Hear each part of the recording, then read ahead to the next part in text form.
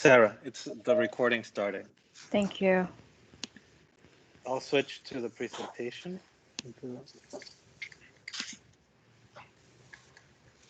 And people are still joining us. Okay.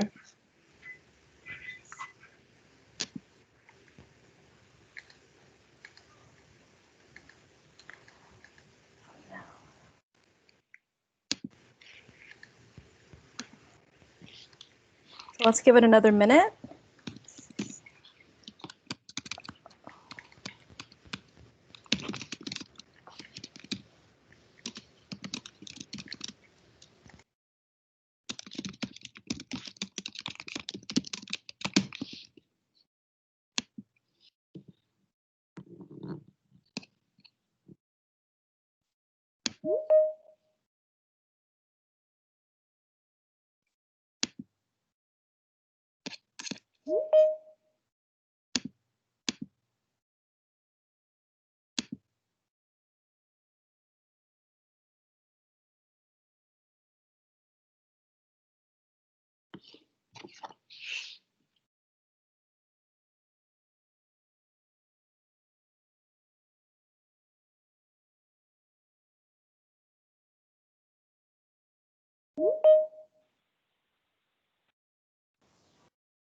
See, I'm still admitting a couple of people. So Kathleen and Greg, can you all hear me okay?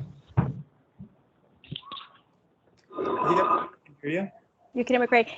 Hi, this is Sarah Johnson from APS. If you are a member of the Jfac, could you please go into your chat box and just write present or hello?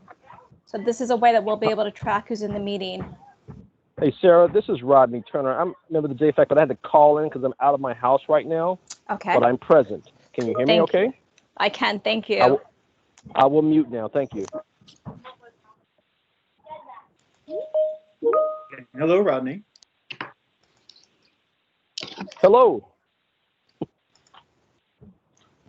I'm going back on mute.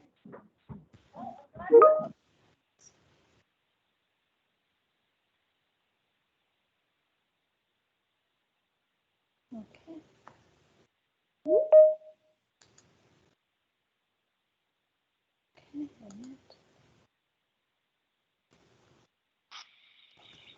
Okay, well, it's 7:03, Greg and Kathleen.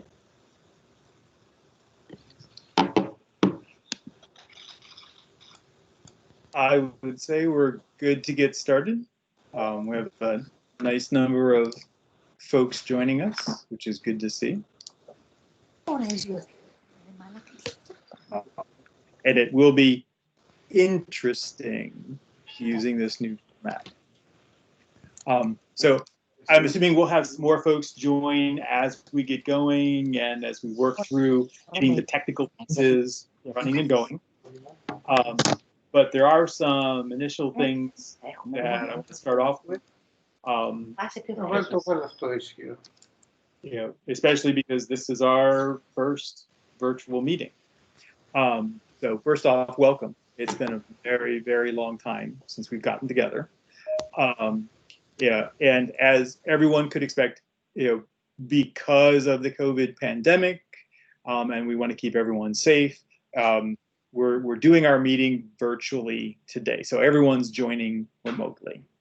And the official language here is that we're legally authorized to hold virtual meetings based on the governor's executive orders, legislation adopted by the Virginia General Assembly, the school board's continuity of operations resolutions, and the county board's continuity of operations ordinance.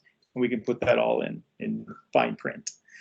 A couple of things about running virtual meetings, and again, this is all new for us here at Jfac. The meeting is going to be recorded in accordance with the APS policy for virtual advisory group meetings. So we'll have a recording here. The goal is to make it available to stream from the Jfac website via Microsoft Teams link. As some of you have already seen, there's a dial-in phone option available also, so you don't necessarily have to be at a computer to join the meeting virtually. If you do lose internet connectivity, you can always reconnect by phone, so that's always an option. We do ask everyone to keep the phones or devices muted until you're called upon. That just minimizes the interference, and I'm sure for many of us, we've done that at work as well. So the day-to-day jobs have trained us a lot on how to do virtual meetings.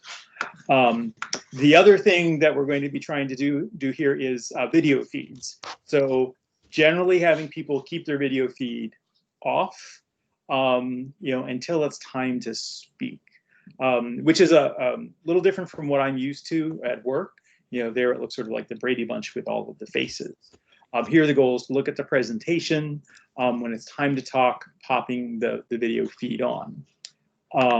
And also making sure that, when it is time to speak, making sure to unmute yourself. That's as I think everyone here has felt, it's a pretty common thing. Like I'm on mute most of the time and I forget to unmute before I start talking. So for the commission members, if you want to speak on an item, so there's a raised hand feature within Teams, although it's not in every Teams client. So like on my computer, I don't see the raised hands. You can also ask to be recognized by using the chat box.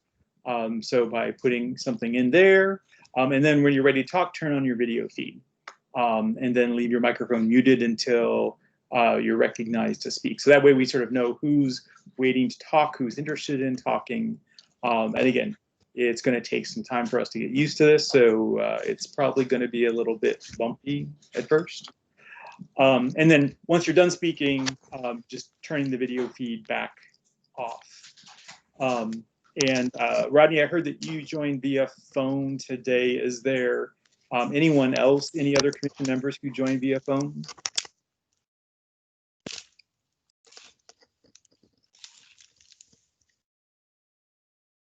Okay, I think Rodney, then you're our guy.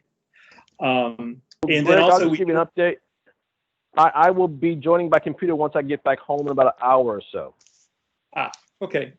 Thanks, Rodney. Thank you. Sorry. Nope, not a problem. We will also have public comments like we do normally. That's scheduled for 8:45. So at that point, we'll turn to members of the public to see if anyone wants to be recognized and speak. We're trying to limit the speakers to 3 minutes for their comments. So hopefully we'll have people respect that. And then the last official word on the virtual meeting is that it's a public forum. So all the information associated with today's meeting, whether it's written or spoken, is subject to the Freedom of Information Act. So that's sort of like the official formal, welcome to our first cut at a virtual meeting. So that's a bit of a kickoff.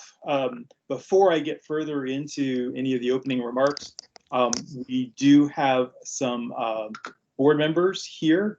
I saw Takis and Matt DiFerente join. And I think Tanya was going to try to join as well. And I was going to turn over to the three of you to see if you wanted to add anything before we launched into the meeting. So Matt, I'll turn to you first to see if there's anything that you would want to add to kick us off. Sure, thank you, Greg. And thanks to everyone who's here. We've got a good group here. It has been a long time, I know, since you met. There's some of you who remember well that I was a member of Jfac, and a few of you who I didn't get to serve with. I want to thank each of the members of Jfac for your patience through a long process. I can tell you that numerous times I had, during the past 6 months when we've really been, or 7 months now, when we've been facing COVID, I have thought about the before times and how our budget and how everything that we hoped to do for our community has changed. That doesn't mean we don't have big aspirations, but it is my respectful request and plea, really, that you would understand just how much things have shifted. And I'm grateful for each of your service on Jfac. We do still have the need for the facilities plan that you are working on. We have, you can imagine, our library staff was working on hunger issues. Our Department of Technology Services hired additional people. Everybody's been doing different work. And so it's been difficult for our staff and for certain also schools staff. So I ask for your patience. I'm glad that we're back together. I think I will say that I have been pretty eager for virtual meetings to be able to occur, and also mindful of how things have shifted. So I'm happy to be here. I'm really happy that Takis is here as well. Greg and Kathleen and Takis and I and Tanya have had a couple of conversations. I'll stop there. I would just like to also thank both school staff and county staff, Robert and Sarah and Matt, for your patience as we've been eager to work. And that's it for me. I will listen in as long as I can, and I know Takis and Tanya are also eager to do so. So thank you, Greg and Kathleen, and over to Takis or Tanya or you, Mr. Chair. Thanks, Matt. Tanya, I see your video feed on. Would you like to add a few words? Sure. I know there's a lot to discuss tonight, so I'll try to keep it short, but I just want to welcome everyone to the first Jfac virtual meeting since the pandemic, and to thank everyone for their patience. I believe strongly in the value that the Jfac can bring to the work of the county and the school in our long-term planning. I'm very excited about the work that will commence, and I want to just take a moment to give kudos to our staff. We've been working really hard on so many things, especially trying to focus on reopening schools strongly, whether it's virtual or as we prepare to go into a hybrid, and then hopefully, I have to hope is what is strong, that we will reopen fully sooner rather than later. But it is a lot of logistical planning, and we've had all hands on deck. So in the meantime, as Matt mentioned, we've been working with our Jfac leadership to really just make sure Jfac was ready Came to back move to this life. forward, because long-term planning is what's really going to allow, in my opinion, our work for the county and school and facilities to be stronger and smoother planning in the future. So thank you all for being here tonight. I want to thank our chairs, Greg and Kathleen, and our staff for Jfac, Robert and Matt, for really all the work that they have been doing respectively in their own roles, and to get us here to this point to have our first Jfac virtual meeting for the year. And I look forward to the discussion. Thank you. Great. Thank you, Tanya. And again, I'm glad you all could be here. Last, but our newest county board member, Takis. Thank you, Mr. Chair. It's a great honor to be in this circle today. I believe Matt and Tanya have covered everything I wanted to say, starting with thanking everybody for their patience over such a long time. I wanted just to add one aspect to that. The pandemic has really revealed a lot of issues that we, for which we have now a better understanding. I believe the pandemic, quote unquote, helped us to see them in a different light and to understand what kind of challenges our planning has to adapt to or to address. And it is true that these challenges are not always very well defined, but I believe that in general, as a community, we understand that they're there and that we need to address them. This is an excellent process and an excellent place to do that, the Jfac process. And I am, all ears today and for the time to come. Thank you very much for participating and organizing that, especially Greg and Kathleen, who have worked so hard to keep the spirit and the substance of Jfac alive, and our staff who is supporting this. Thank you. Well, thank you.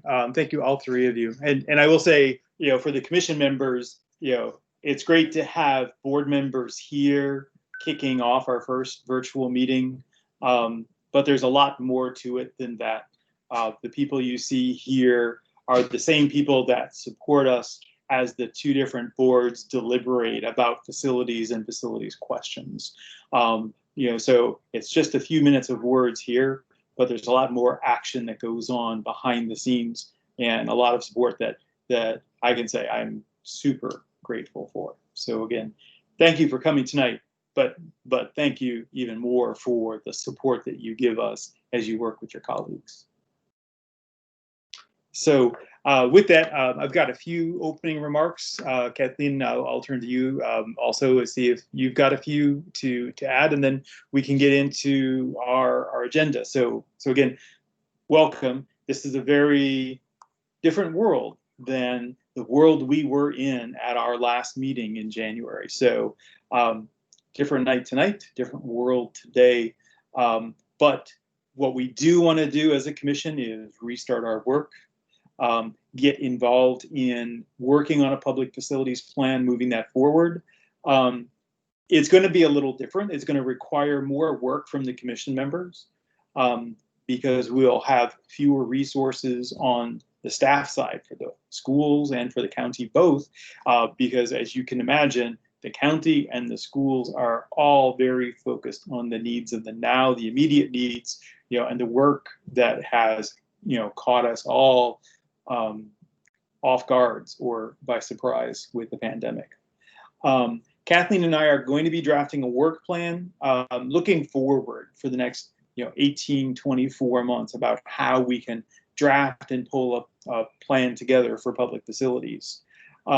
Tonight, however, we're getting back to CIP. So that was one of the last things that we had worked on as we wrapped up our last meetings. And already there's CIP work that needs to be restarted for the schools. So you'll see a lot of tonight focused on the schools, restarting the school CIP or refocusing the school's CIP on the needs that are coming up in the next 6 years. Another thing that is sort of in monitoring mode is that there's a Pentagon City planning process that is kicking off. So we've had a chance to speak to some of the staff and consultants working on that. And that's something that we'll be monitoring going forward. And there, may be some engagement for Jfac more broadly as that process unfolds. So that's sort of like just the introductory notes about general stuff going on. Kathleen, is there anything you'd like to add to that before we dive into our agenda? Thanks so much, Greg. I'm watching the time, so I would say no, but I just want to say hi to everybody and welcome. There are a couple of things, though, that I want to make sure of. I think we want to make sure we understand who's in the meeting right now. And there is somebody who just joined who's from a 202 number, it looks like, that ends in 22. Could you please identify yourself? Hi, this is Brian Harner. Oh, great, Brian. Thank you. It's good to know who's on the call. And I assume that Rodney's on the one that ends in 77.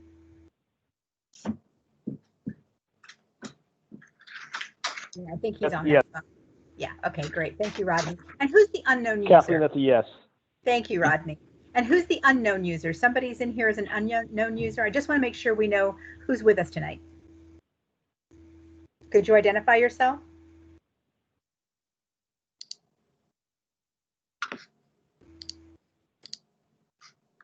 So I would suggest to staff that if we don't know who that is, unfortunately, I think we should take them off of the, we should disconnect them.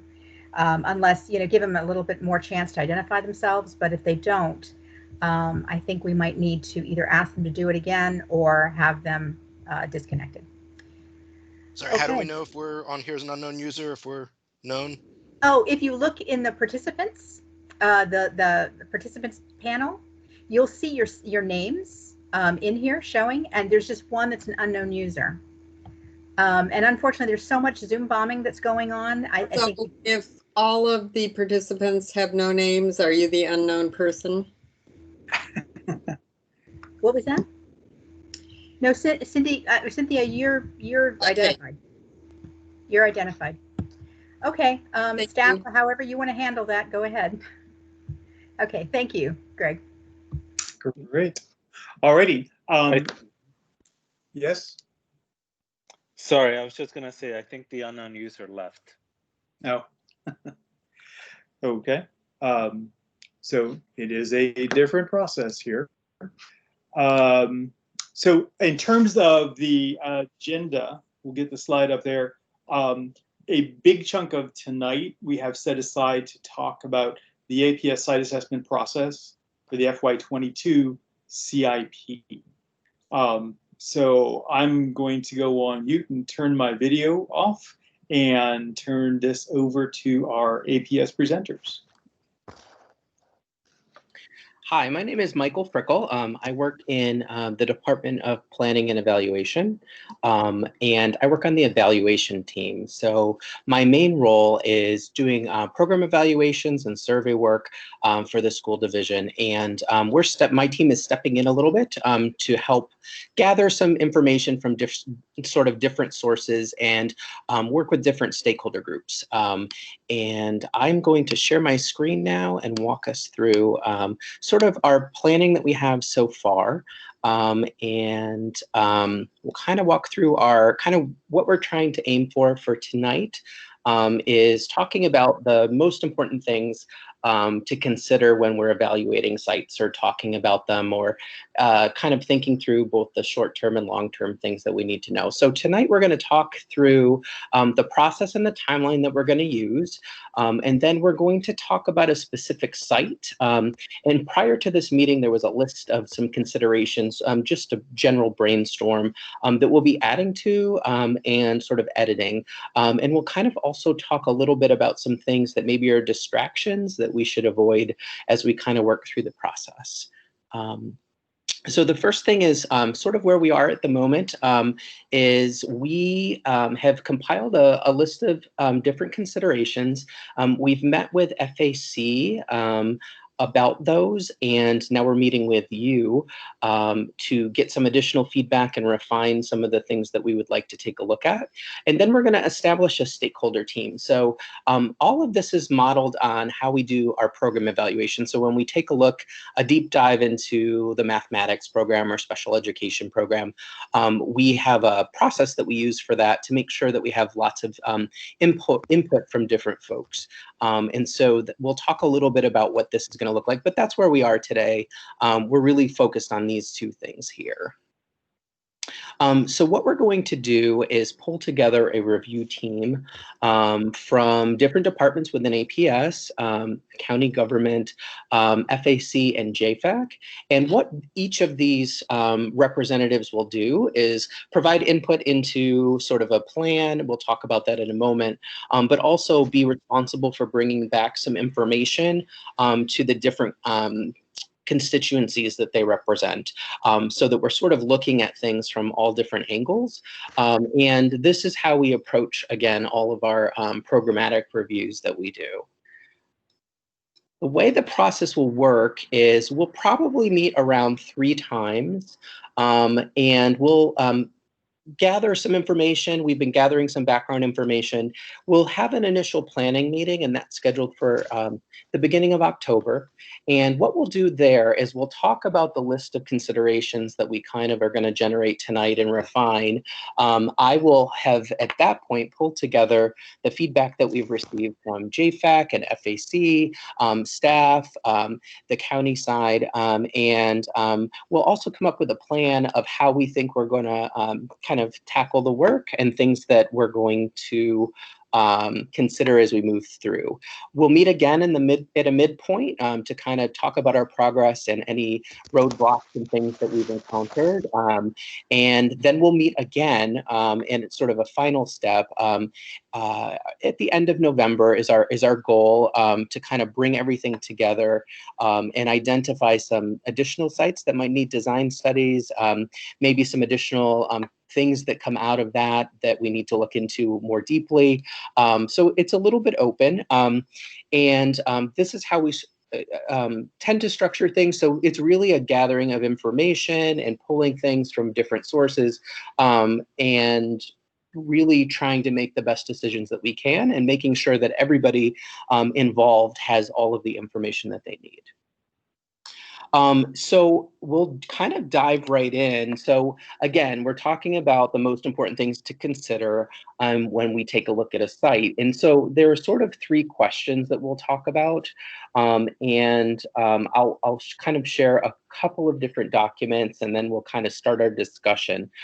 So we really want to know what information is most important to Jfac. Now, we do have, and in this PowerPoint, which will be shared at the end, there are links to everything that we're going to talk about tonight. We do have some considerations that were developed previously from Jfac, and you'll be able to take a look at those, as well as some considerations that FAC has developed previously. So we'll combine all of these different inputs and we'll come up with sort of what we feel is most important, and then we'll use that to shape a plan, implement it, and kind of pull together all of the different things that different folks need.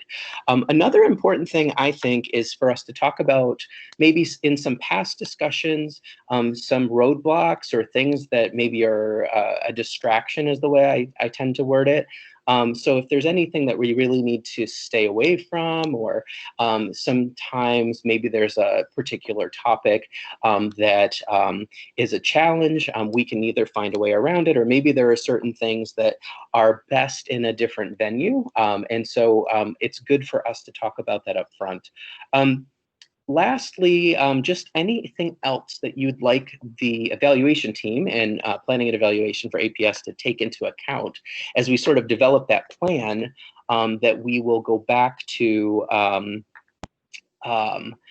the entire planning group with. So I wanted to stop sort of at this point before we dig into looking at something and doing some brainstorming while I record different ideas, and answer any questions that maybe there are regarding the process that we'll use.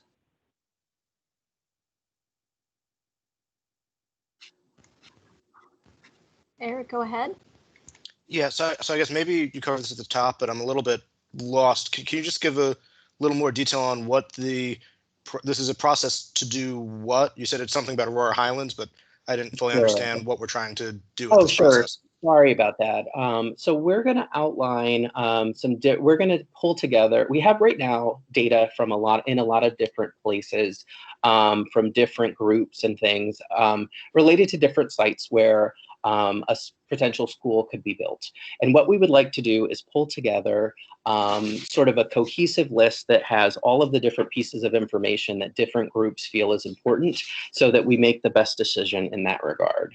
Does that answer your question? Yeah, thank you. Sure. Anything else?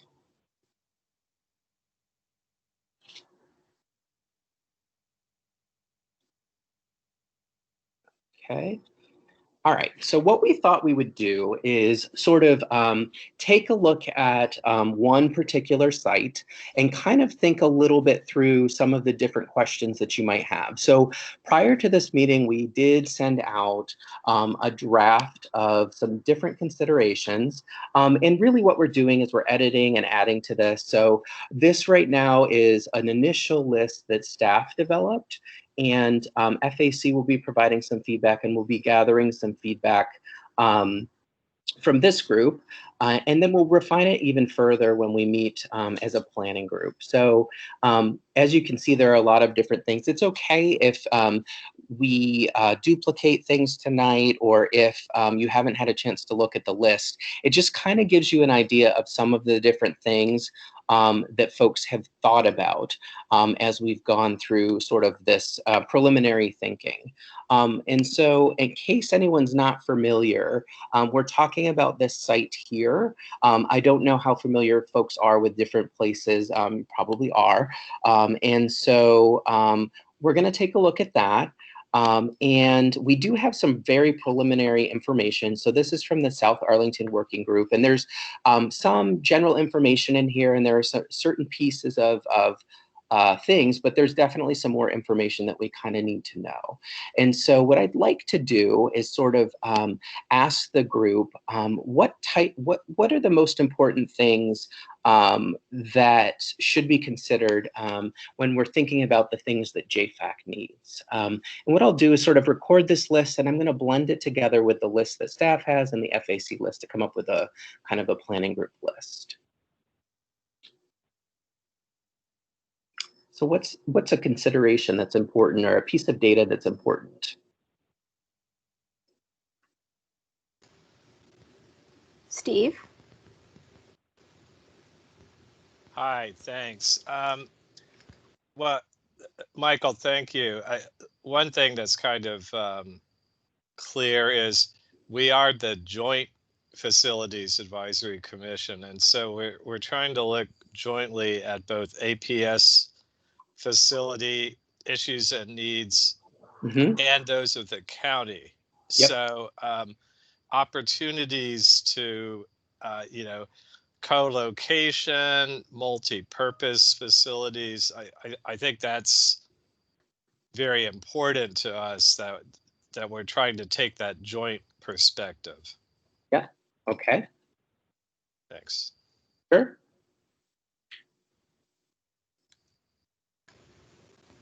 So Michael, this is Sarah. There are also some comments that people are typing on the side that I can read to you, or I can just let you know that there are additional comments that people are making. Sure. Could you read those to me? My setup here, I'm actually not be able to do both things at the same time. Sure. So one question is there a co-location opportunity? Okay. And the other is the site available in an area where there is a large seat need? Thank you, Kathleen and Stacy.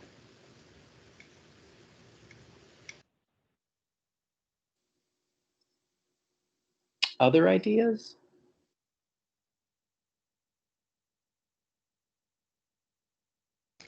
Claire, go ahead. Hi. I wish we had a little bit more of a targeted ask in terms of evaluating a potential school site. Depending, is this a swing space? Is it not necessarily a school site, meaning for attendance in person, but could the schools do something like take over a site and do all of the cooking and have one cafeteria that's centrally located, and therefore that frees up a lot of space for classrooms and all that at all the other sites? Like, it's just, it would be helpful to understand if you're asking a narrow question or a more broad general question of a potential site for use by APS. It's a broad question. It's basically anything that the group would like us to think about. Okay. So it can really be anything that you're thinking about right now. And then once we pull this together, we can certainly take a look at what's feasible and what's not. Christina?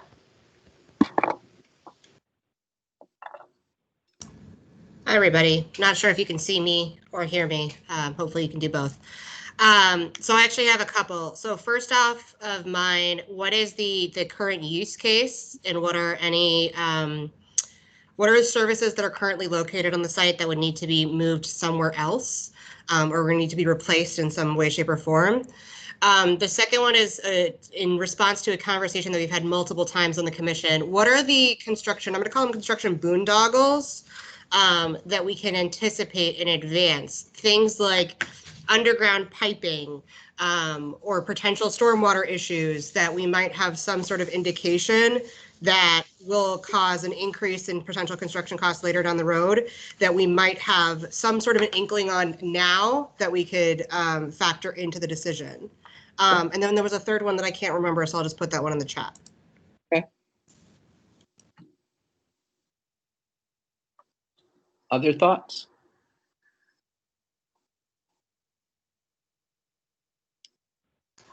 Eric, go ahead. Yeah. So I don't know which of your questions this really falls under, but I know cost is in the list there.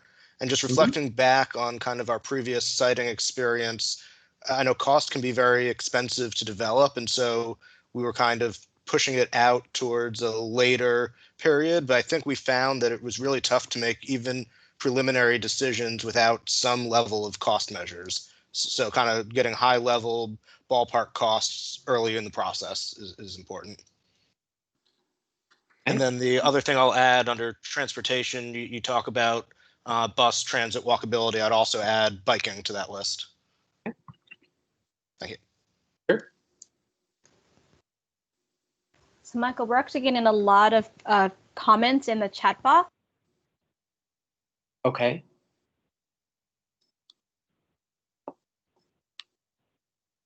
Did you want to read those to me, Sarah?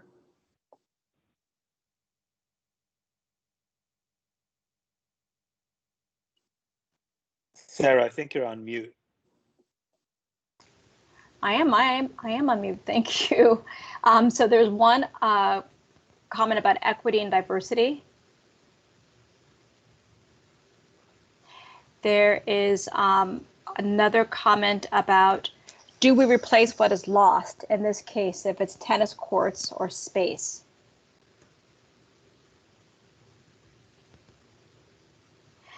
There's also an issue that we should look at, including public and private partnership.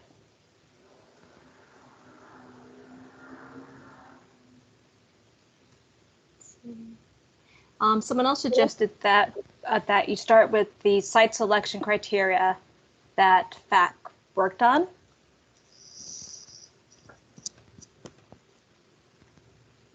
Another issue to look at is zoning. Yep.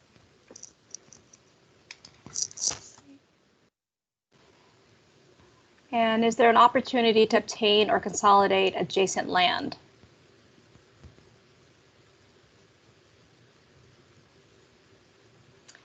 And also trying to avoid the loss of public space, especially since we're trying to increase the parkland. And then also, what community input has already been gathered, and what is the commitment to go forward? So that might be a different question. Yeah, that's a different question, though. That would be something that we would talk about at our planning group meeting. And Susan, that, sorry, go ahead. Susan, go ahead.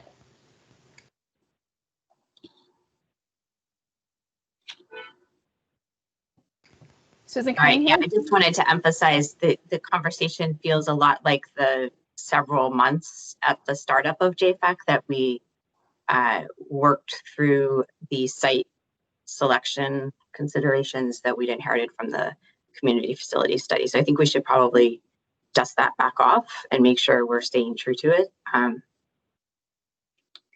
I think everything we've mentioned here, with the possible exception of making sure it's really clear how the community input's going to come in, which didn't go as well on some of the county projects previously, but APS has been clearer about.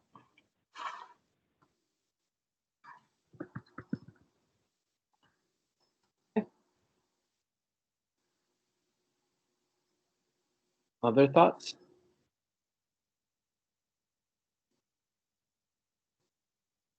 If we think a little bit about this location, is there anything kind of looking at this diagram, or perhaps if folks know that location, that really stick out specific to this? So there are obviously some site-specific things as well. So thinking about that as an example, are there other things that sort of prompts? Kathleen? So, I should put myself on camera. So the beauty of this site is that there are already fields nearby. And as some of you who might have been through or followed the Career Center process, having the availability of space for fields, playing fields for students was a problem. I would also note that we already know in prior site plans that have taken place earlier this year, or maybe the end of last year, that the library actually has a place it could go in the in one of the Amazon buildings that is actually a community benefit that was already negotiated.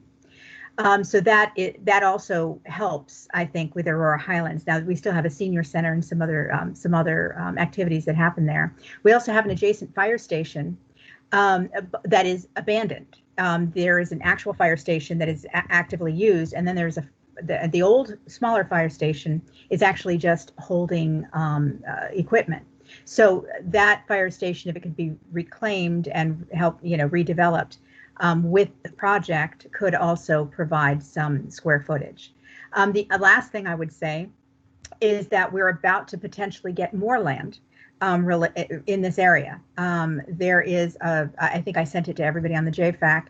There is actually Dominion has a power station nearby, and they actually want to do a land swap to be able to expand the power station. It's across the street from this site, and provide another piece of property that they own that is adjacent or part of the green space here, and give that to the county. So there's a lot of things happening right here that could actually help the development of this site as a school. Great.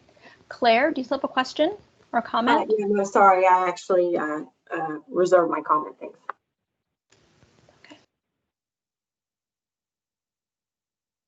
Do we have any other thoughts related to that? The specific site, or in general things that maybe we haven't discussed? Again, we'll be pulling lots of different things. So if there's something you think of after this meeting, it can be certainly passed along to us as well.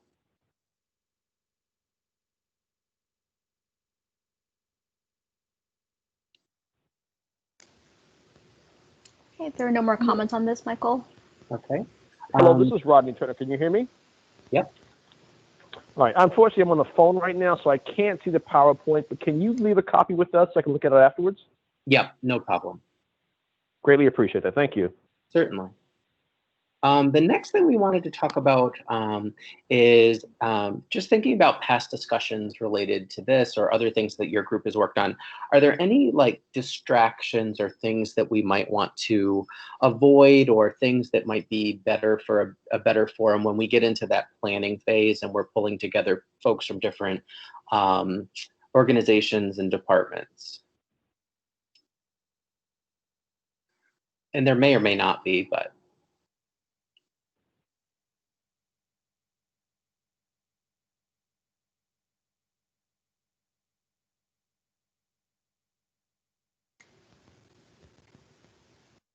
And there are no comments, Michael. Okay. And then lastly, for this discussion. Actually, I'm sorry, Michael. Stacy, go ahead. Sure. Okay, hello. Sorry, my dog started barking when I said hello. I just wanted to, in the potential distractions, I mean, there's always going to be community pushback around change in any particular area. And I think in my opinion and my experience, the best thing to do is to clearly define the need, make that really clear, and also, why we're looking at this site, and, articulate that to the public and how that fits into the greater needs of the rest of Arlington. And, I mean, you're always going to get pushback on traffic, on green space, on, I'm trying to think of other, but there's always, nobody wants, their park to change or anything like that. And so I think if we can kind of get in front of really defining why we're looking at this potential site and why we need to look at this potential site, I think that would be to our advantage. Okay. Kathleen? So there has actually been a very long-standing argument or disagreement in the local civic associations between the local civic associations and the county that started probably before the public spaces master plan was started, about the uses of the green space that's there. There is a baseball field or a softball field. I think it's a baseball field, maybe two actually. And the community is saying that they're not well used. And so, I don't know that APS is necessarily going to impact that, but it might. And you should just be aware of the fact that the community is looking for more open space and not programmed space. So if you can, as part of a potential school here, also help deliver some open space that would, that would fit what the community wants and has been wanting and has been expressing, I think it would go a long way. Okay.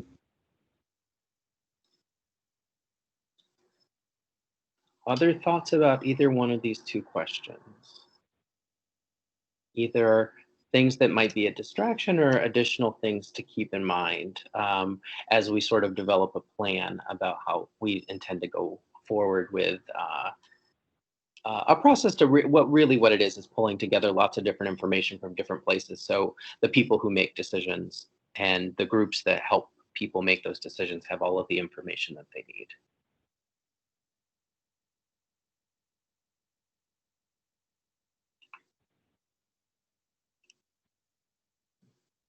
Okay.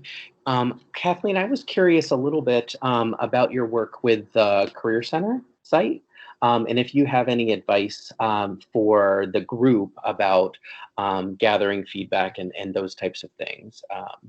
I believe you have some new members and things, so I was wondering if you could help frame some of the things that came up in those discussions that might be helpful in this one. Michael, I'm not sure how much time we have. Oh, okay. You can cut it a little. Talk about no. I say that somewhat facetiously. Oh, I see. I think there are a lot of learnings. I would say in relation to having an adjacent field, that would be very helpful because that was a very angst-filled conversation for the Career Center. Of course, we were talking about citing a high school, so there were a lot of people who felt we needed a pool, we needed a stadium, we needed a track, we needed things that all the other high schools have, and a lot of people framed it as an equity issue. If you're talking about an elementary school here, smaller people like elementary school children need smaller spaces. They don't need stadiums. They don't need tracks. Although I'm sure they'd be very nice. So I think that was a huge takeaway. The other thing I would say is sort of out of character for a lot of neighborhoods, and really entirely to the credit of the neighborhoods in the surrounding area. They were all about building up, small footprint, build as high as you need. And so that was something in that particular area that was acceptable. Now here, this is next to single-family homes. So I think respecting the built environment around the area is also something we obviously want to respect. And there are like Columbia Pike, in the Columbia Pike neighborhoods plan, we really went through and discussed neighborhood manners and how you step down to single-family homes. So, all of that is, I think, an important consideration. But I would also say, obviously hearing everybody, the community always has a lot of great input.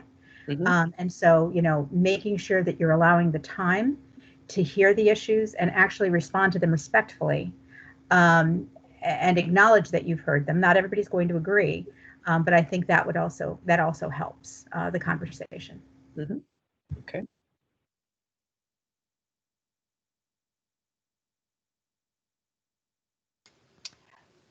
Greg, go ahead.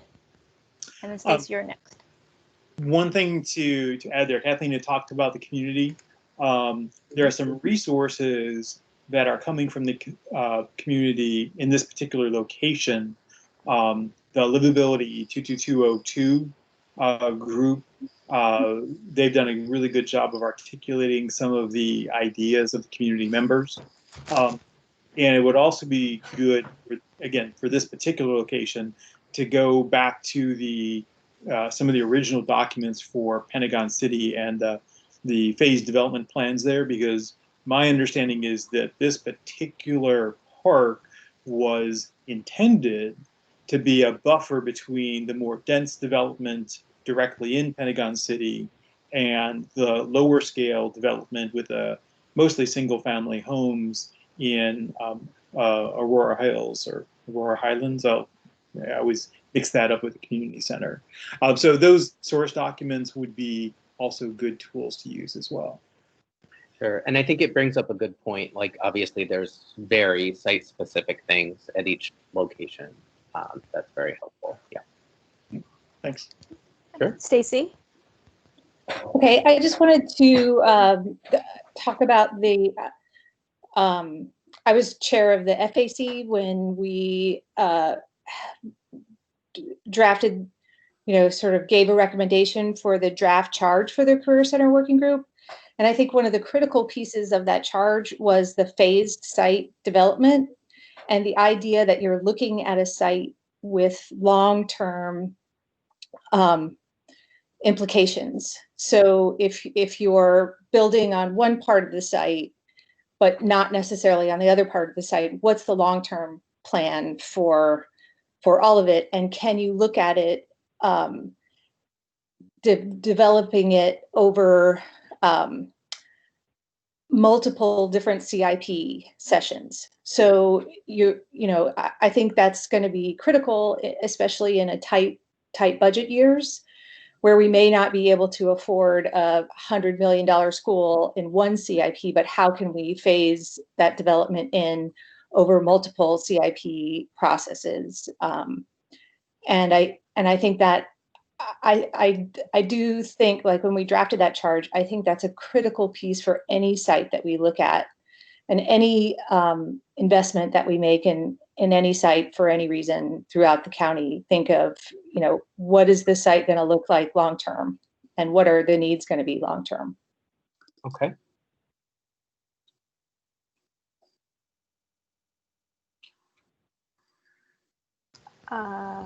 Kathleen has her hand up, and then go ahead, Kathleen.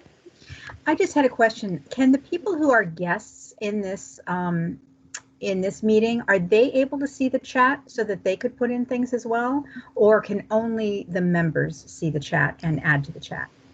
Anyone can add to the chat. Excellent. Okay, thank you. Then I would encourage people who might be observing to please add their thoughts to the chat as well. You don't have to wait for our public comment.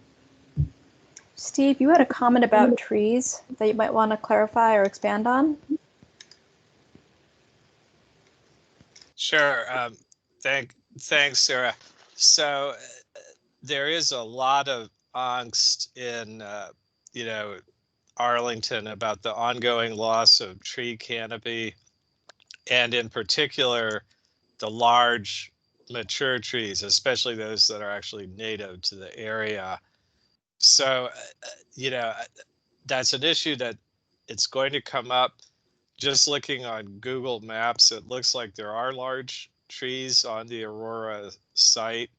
That is guaranteed to be a concern to people.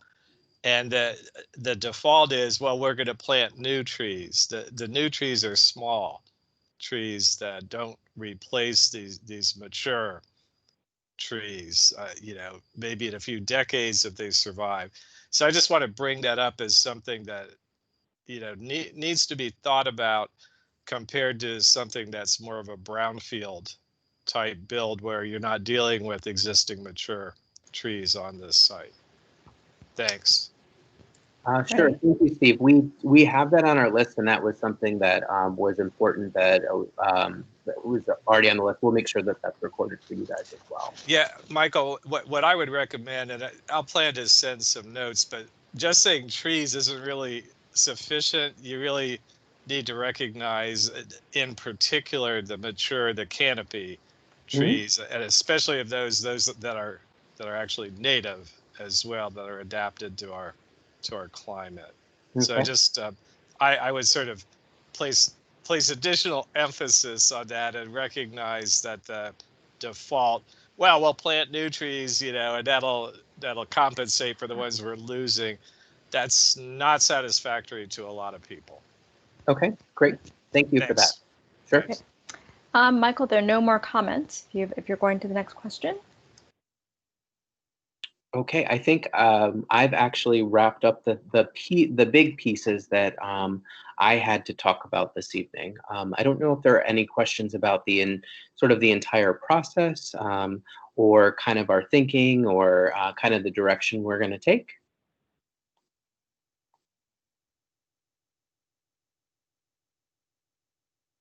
Kathleen?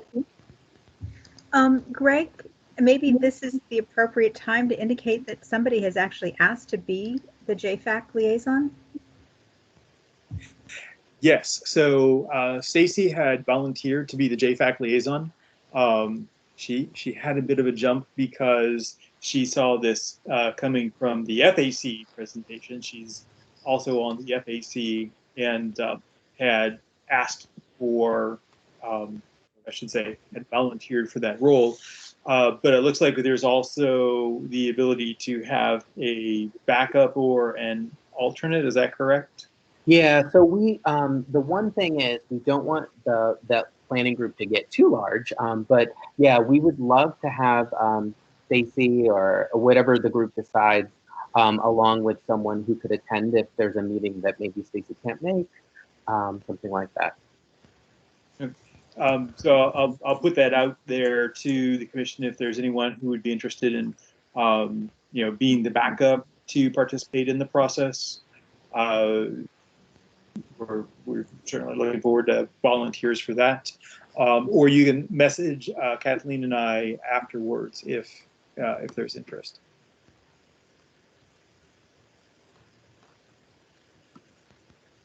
Okay, so I suppose the last thing is that, along with if there's any documents or anything that you think about after this, feel free to pass those to Greg or Kathleen, and they can get those into me, or we can pass those into the group.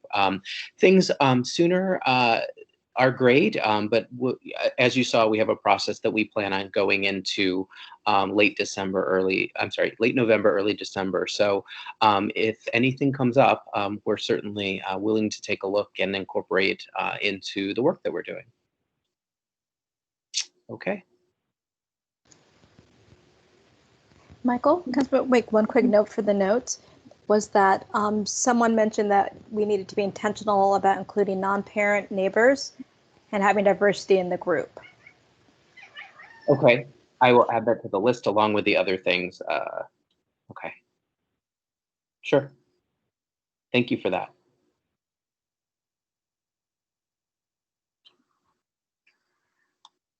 Claire, you have a question? Yeah, it's a question. It sounds like this process is going to continue even like irrespective of projections or enrollment changes, because I know that there have been some changes to the current enrollment figures. They've declined. And that's certainly not something that we as a group have contemplated happening, but it's happening this year. Just wanted to maybe understand, it sounds like this is going to proceed regardless of whether it turns out to be as many seats, because this is just independent of that. So this process is really to pull together information from different sources and have that information ready to be used for that CIP process. I don't work directly with projections or boundaries, so I don't, you're correct. They're related, but also we're going to go through and come up with sort of criteria and pull together the information into hopefully an easily usable format. That's our goal. Okay, but the criteria then would need to be generic enough, because if you're not trying to solve a particular problem, such as this many high school seats or this many elementary school seats or a swing space, if you're not trying to solve that problem, you're just trying to develop criteria that are generic enough for anything? We could put together, obviously it would, there would be an overlap between those with around projections and the needs. This is really looking at sites, and then later on, there would be a combination of sort of the specifics. Okay, so the workflows would then intersect. Okay. Yep, they will certainly. Definitely they tie together, yeah.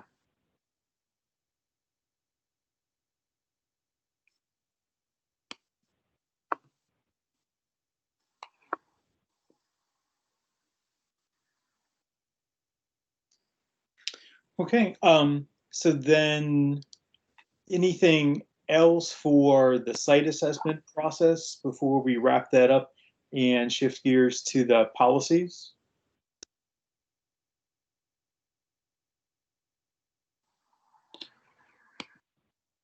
Okay, so then for the policies, Robert, are you the speaker for the F1 and the F5.7 policies?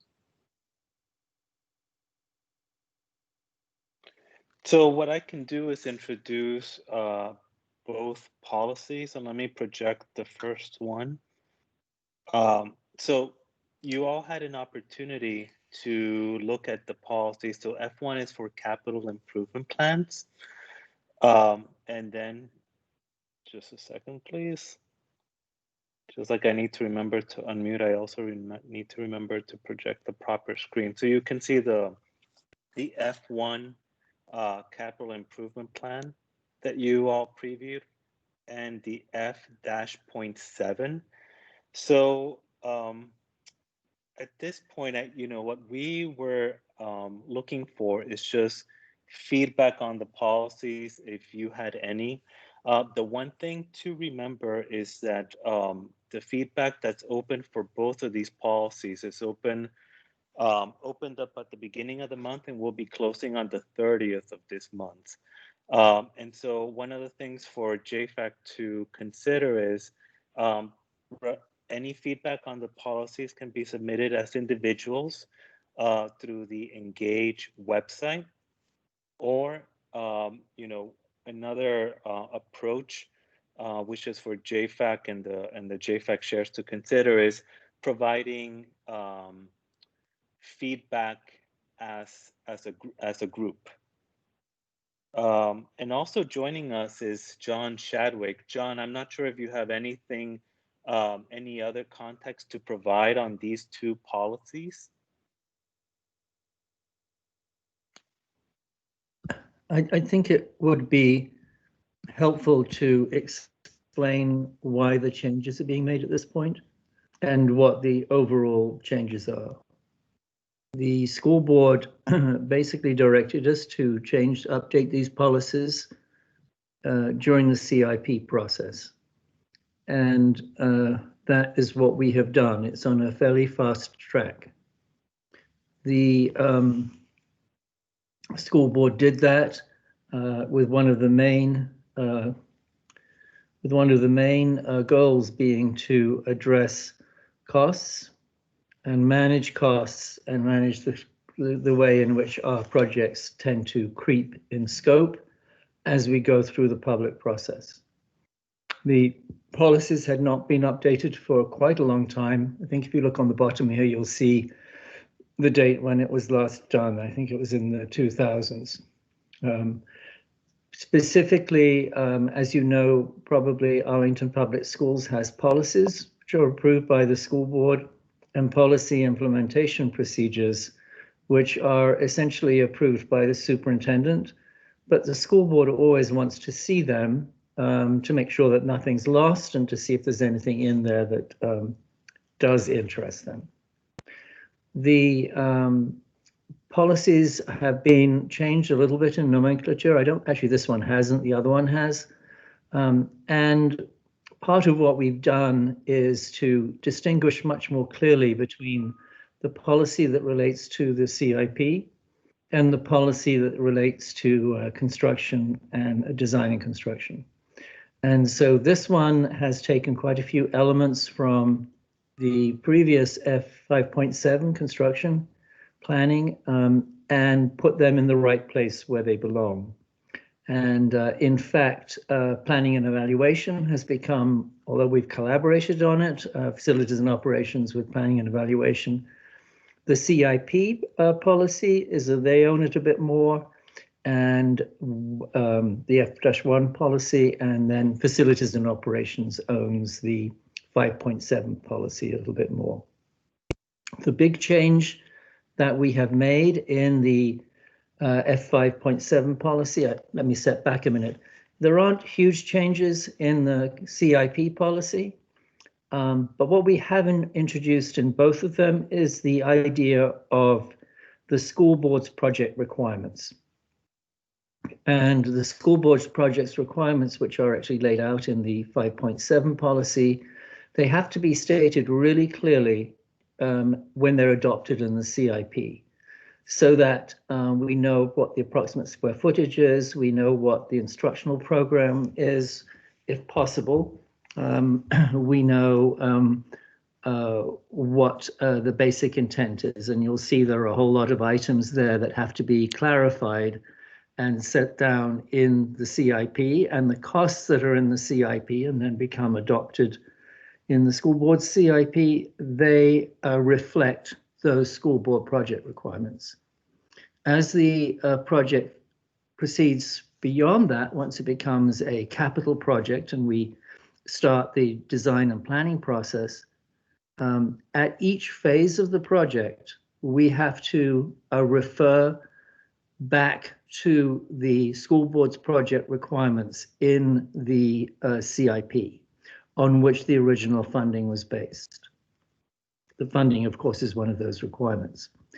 And we have to demonstrate where there are differences, which ones we recommend, which ones we don't recommend, which might be recommended by the Building Level Planning Committee or the Public Facilities Review Committee. And the school board basically has to decide, are we going to approve this with increased funding, or are we going to approve this increased area, or are we not? So that we actually have a document or a data set that we track through every phase of the project to see where it has changed. And at each phase, when the school board approves the design, they approve the concept design, they approve the schematic design, and they approve the final design, they get to see what those changes are, and they get to either approve them or not approve them. In many cases, we will have brought those changes to their attention during the course of the process, so that it's not a big surprise when we get to the concept design or the schematic design for them to approve, and we know which way everybody is heading.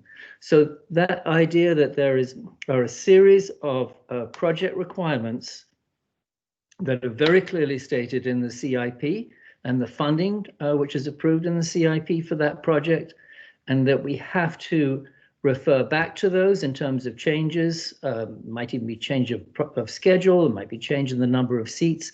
The school board has to approve those at each phase. So you'll see that is the biggest change in these two documents. And the other changes are that in the policy implementation procedures, what is expected to be produced and decided upon in each phase of the project is very clear.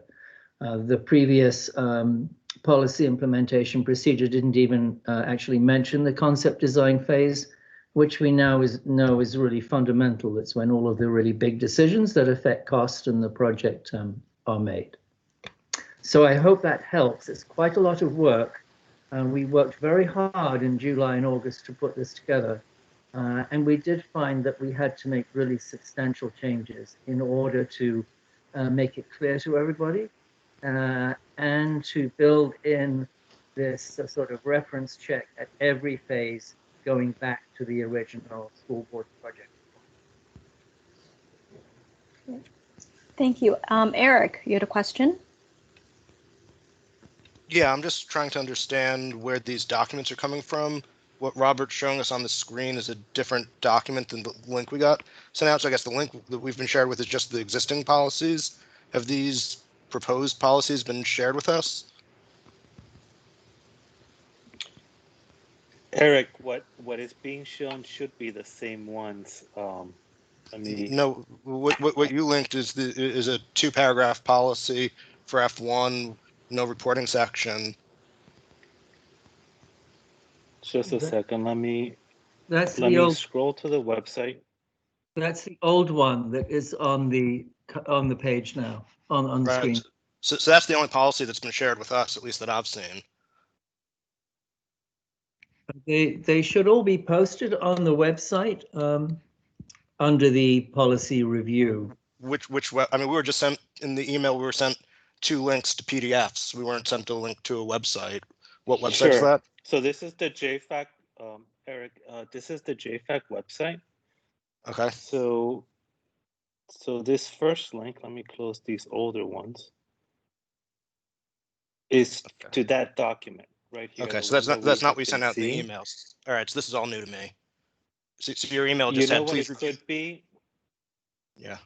You know what it could be? That so what I sent were downloads of the PDFs from another website, which is the Engage Policies for Revision and Amendments. But it could be that the links, I'm assuming, were the content that links to those links was updated since then. But because we have the live links on the Jfac website, any changes that are made to those documents on the link change as well. Sorry about that. I hadn't realized that the content of the links had changed. Robert, could we please send them the direct links to what's on the APS website for policy review? Yes, John, I just will sent do that. in the chat that link, and this is we did update the process. I'm one of the board members on the policy subcommittee. So just as you all are looking at this and start to use this as a committee, the first section is our review. Thank you, Robert, for pulling it up. If you look at that, that's our review. And Robert, if you scroll down a bit on the screen, that is our schedule, and those are the original policies. And if you continue to scroll down in the second section, could you scroll down just a bit more? You'll see right here are all the ones that have the actual revisions where you can provide feedback. So you'll see F1 and F5.7, and those are the revised versions that John just overviewed with us. And then you can reference those. And I put the link to the page in the chat. I hope that's helpful. If I may, this is Rodney Turner. There is a file section typically in Teams. Can we put these documents in that file section?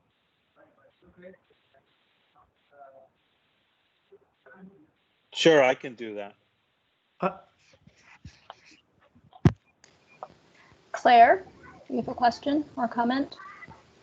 Yeah, I want to briefly draw people's attention to policy F5.7, and then on the first page, the second program goal. So this is the school board policy, and it sets as one of the goals adaptability and agility. Schools are adaptable to future changes in teaching, learning, enrollment, and technology. Teaching and learning spaces are agile to accommodate frequent changes in teaching and learning styles during the school day, week, or year. I think we've seen an example of needing spaces to, be flexible, certainly during COVID, and also just as projections wax and wane. And one of the things I'm trying to understand a little bit, if this language is also intended to include the concept of maybe movable walls or some of the real very adaptable spaces, right? That we could maybe move things around inside the building, not in a day, but to address changes in enrollment or changes in programmatic requirements, or even converting middle school to a high school, or adding a grade or taking a grade away.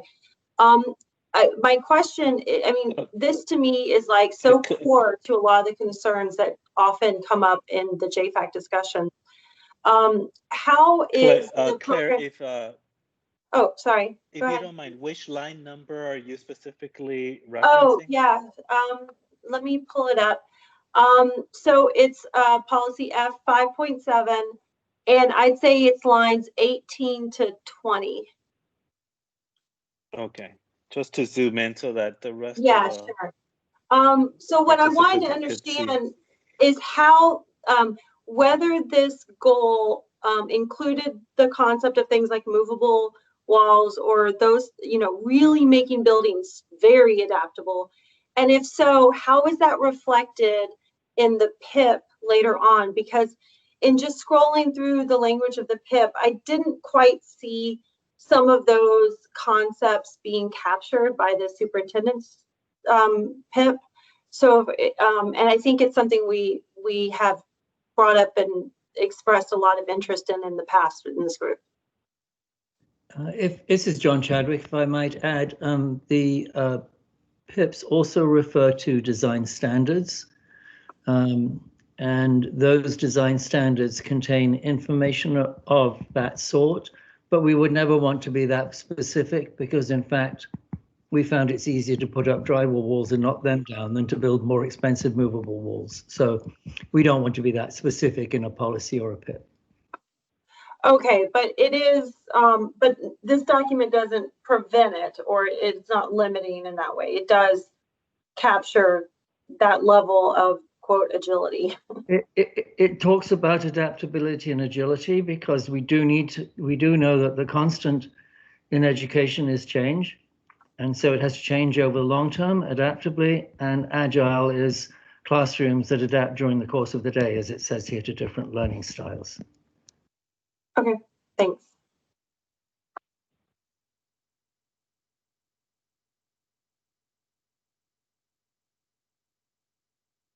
Is there another question? Sarah, anything on the queue in the chat? No, and Tanya is actually going to forward the documents to Greg and Kathleen to send out to the group. And we will check about putting the files up for non-organization members, non-APS staff. So thank you, Tanya. And that's it. I see Kathleen's hand was up. Yes. I did have a question. It's on F7. And I don't know if I'm F5.7, I'm sorry. And I don't know if I'm looking at the right version or not. But when we look at the capital program goals on page 1, actually, there are many things listed about what every Arlington school building needs to have. And I'm not trying to pick a fight here, but I would just say, where is it that, what happens when we don't meet these requirements? I mean, what is the measure of meeting these requirements? Because I can look at these and I can say, you know, for instance, air conditioning hasn't been working at Wakefield for, you know, a few years. The whole, you know, system that was installed there has never really been very functional. We've had recurring issues at, and I think actually WNL as well, different systems, but they've had some issues.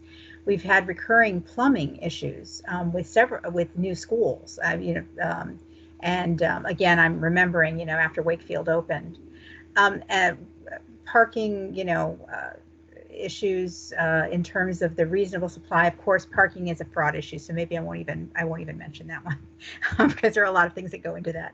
But I guess I'm just wondering, you know, these are things we're saying are our capital program goals, but you know, where are the measures of these goals, and you know, who determines whether we're actually meeting these?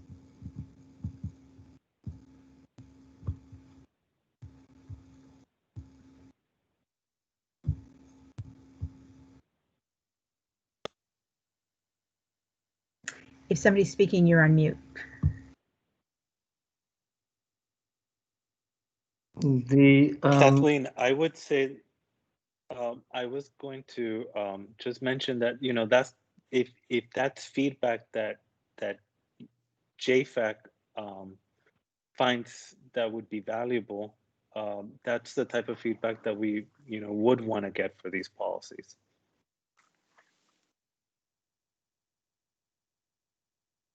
Sorry, John, were you going to say something? I think that you stated that very well. Thank you, Robert. Okay, then it's noted. Thank you.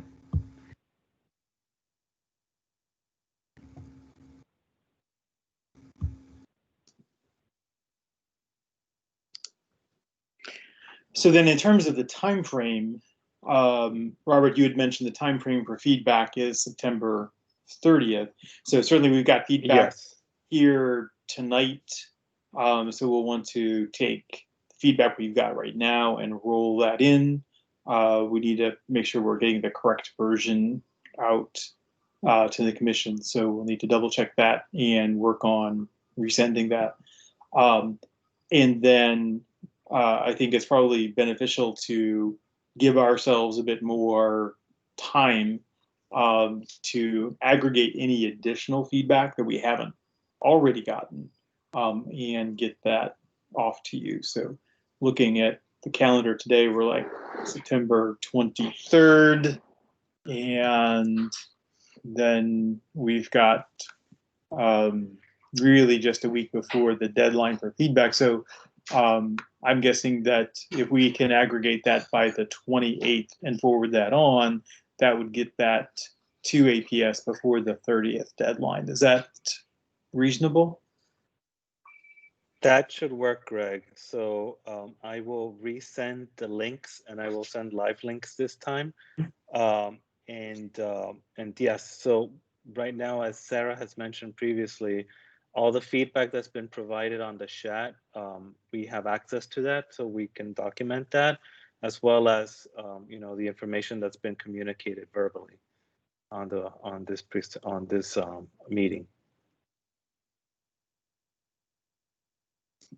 Great. Thanks. And I think Eric, did you have your hand up? I did, yeah. So obviously I just started looking at these now, so maybe I'm missing something. But none of these documents seem to refer to a particular role for Jfac in either the CIP, the AFSAP, or any capital planning projects. I know this became controversial as we were looking at the CIP about a year ago, what role the school board wants Jfac to play in collecting public comments on those documents and reviewing them and providing feedback. And so I'd suggest that that should be clarified in one or both of these documents.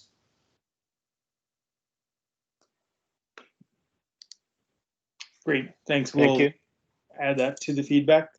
Other feedback or comments from folks?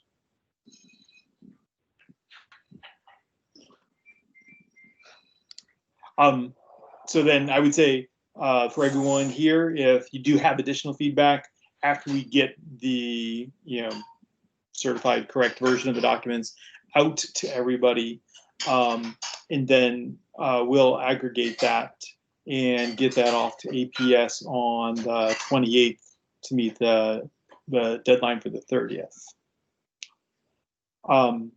And that takes us to the last formal agenda item, which was the public comment. So I'll turn to the folks who have joined us who aren't commission members. If you could put something in the chat box or raise your hand if you'd like to talk or contribute to the conversation.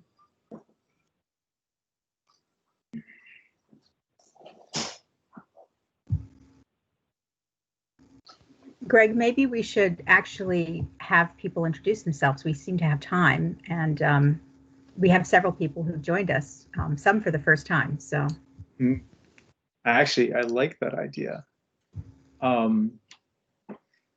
So I'm looking down the list here, and I don't know when we look at people if there's any particular order, but I do see Bill Roos.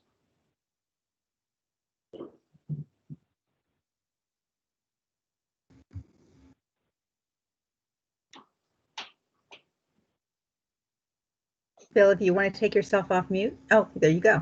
Yep. I'm just sitting in, just see what's going on.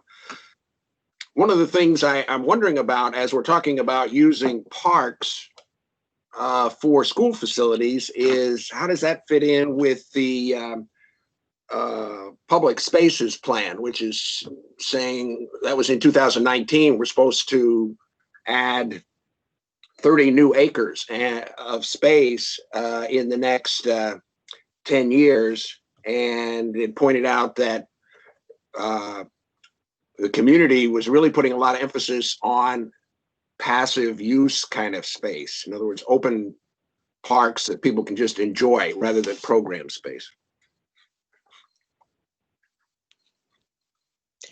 That's a good point. And I would say there's a lot of folks who have been, disappointed, for lack of a better word, at the fairly slow pace of land acquisition. So, certainly it was, great to add the Quincy site, which our commission is familiar with pretty well, but that's not necessarily open space or park space.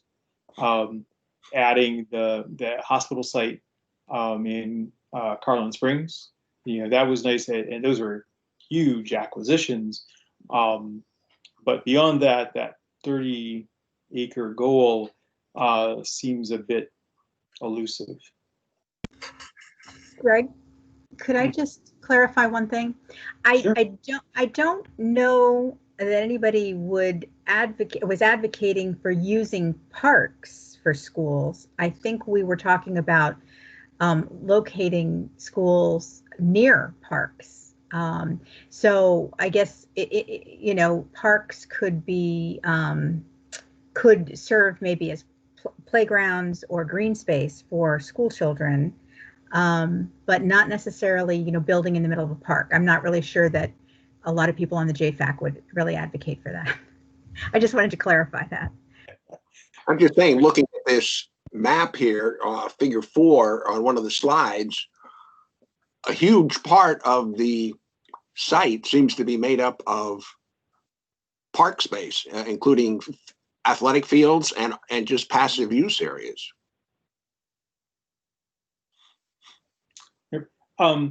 Michael, did you want to touch base on the map that you had there in the presentation?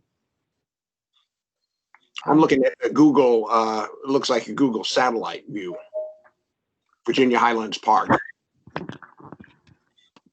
Sure. So this is from a letter that was submitted to the interim superintendent from the county manager. And it's just one example of different locations within Arlington. I just use that as an example. There's no decisions or anything about what it would look like. That's sort of what we would be taking a look at. And it's the community center, not the park.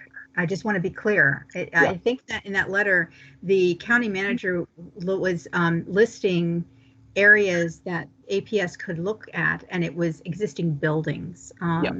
So I just wanted to make sure, again, that nobody thinks we're talking about potentially putting a school in the middle of a field that's used as a park. I don't know. I mean, looking at that map, it looks like they're talking about parks, So, well, whatever. We'll see. Good. Well, welcome, Bill. Glad you could attend. Looking down the list, I see Collier Cook. Anything that you would be interested in adding?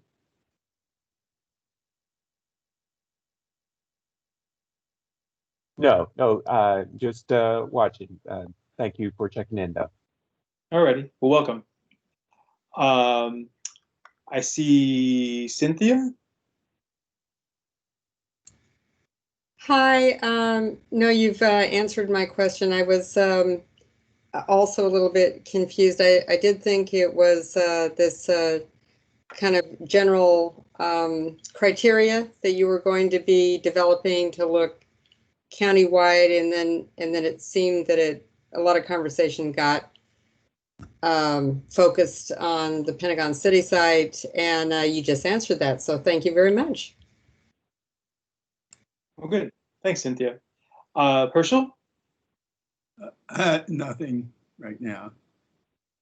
Well, welcome back. It's good to see you again. Janet? Hi, I'm Janet Copenhaver, president of Embracing Arlington Arts, a nonprofit here in Arlington. Just really listening in.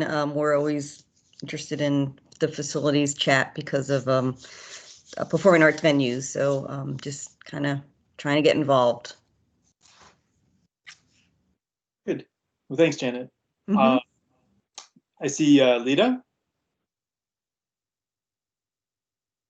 Hi, good evening.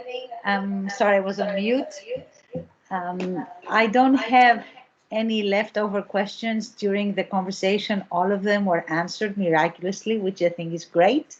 And thanks very much for all the great feedback to the evaluation team from the APS. I'm very curious to see what they will come up with, because that usually gives us a roadmap on where to go and how to plan ahead. Thank you. Thanks, Lita. I see M. Myers.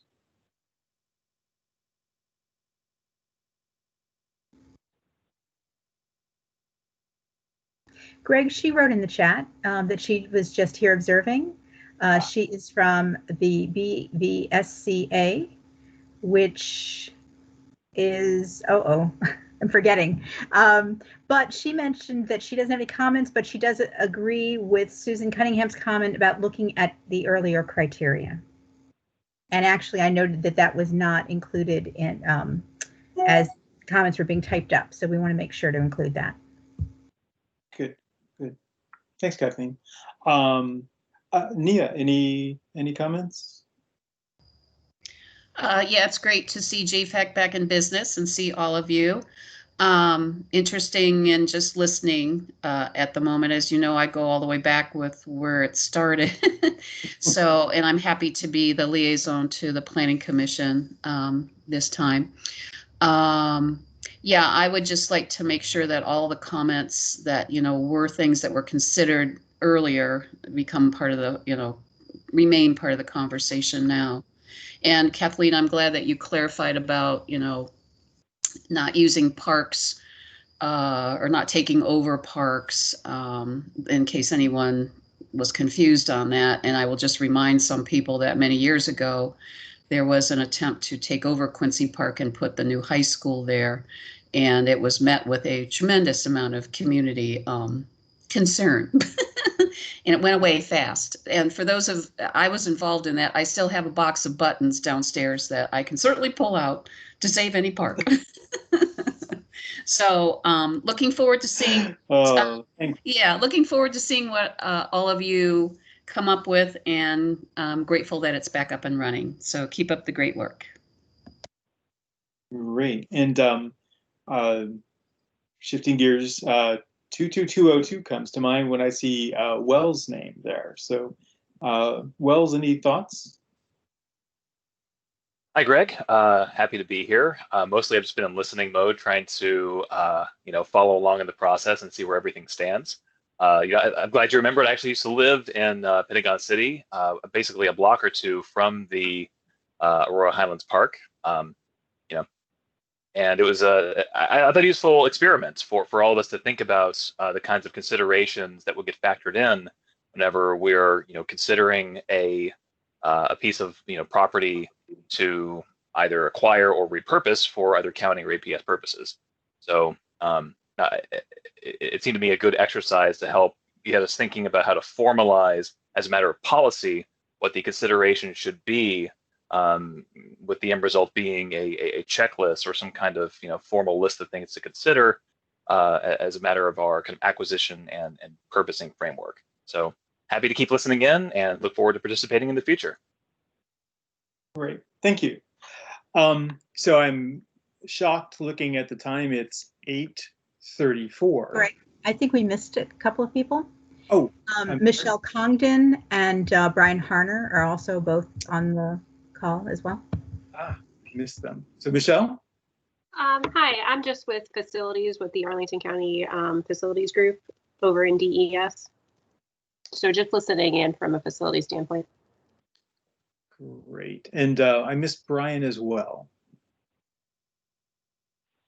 Thank you, Greg. Listening in and great conversation, very interesting, and nothing to add right now. Okay. Well, thank you. Greg, I just had one. Could I make a clarification? Sure. So I just wanted to be clear, Bill, that I was not arguing with you. I just was alarmed that that something we may have said might have sounded like we wanted to take a park and build a school, or that we were somehow advocating for that. So I guess what I would say is to staff, to APS staff, please note that comment that Bill had. So when we're putting things up on the screen, we and I know this was sort of a thought piece, looking at Aurora Highlands and thinking about what the criteria might be, but we should be sensitive to how we're showing that and how it might be interpreted by members of the public. Kathleen, thank you for that. I did note that, and my directions probably weren't clear enough, so my apologies.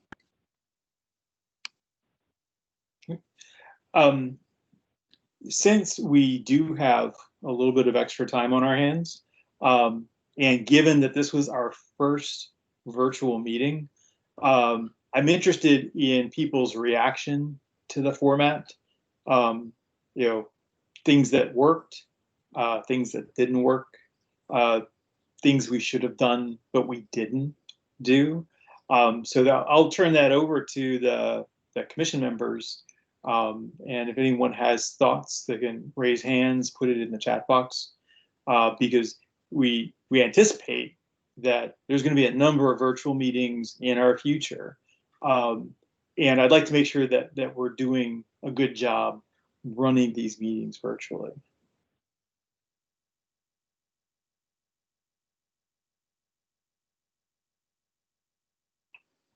And almost on cue, I had a cricket outside my window.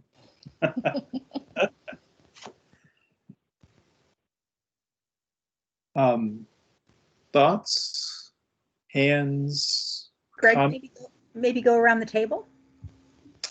I mean, virtually. I think we could do that. I'll switch to the participant view. Again, this sounds sort of arbitrary, but I'm just going down the participant list. So Claire, you're the first one that pops up there. Thoughts about what worked or what didn't work, or what we should have done but didn't do? I think you're right that we're all fairly well versed in this situation of virtual meetings by now, having done a lot of them in other groups or through work. So it seemed straightforward enough to me. That's fine. I did have a little chat question, just if we could get an update on where the framework development process is and just kind of future, because we were kind of going, very, very active. And then that cricket in your room started up. So, but we can do a round robin on the format. I just wanted to maybe mention that question as well. Okay, so we'll do the round robin, and I'll come back to that because we've started drafting some ideas, some milestones about what we could work on, and that's something that we do need to share with you guys, get some feedback on, so that we can actually firm up a work plan for the next 18-24 months. So good question. Next on the list, I see Christina. Hi, everybody. So overall, I enjoyed the Google Doc and brainstorming together. I think in general, I agree with everything that Claire said, that we're all at this point used to the nature of Teams meetings. I was about to say Zoom meetings, but not the same thing. So the more that we can leverage opportunities to really engage with each other as commissioners, the better. I think the best ideas come out when we are able to have conversations. You saw a little bit of that happening in the chat, but the more that we can have interactive discussions with each other, I think it's going to push the work forward in really authentic ways. So as a facilitation note, I encourage as many open discussions as we can. Cool. I see your video on, Matt. Did you want to add something there? I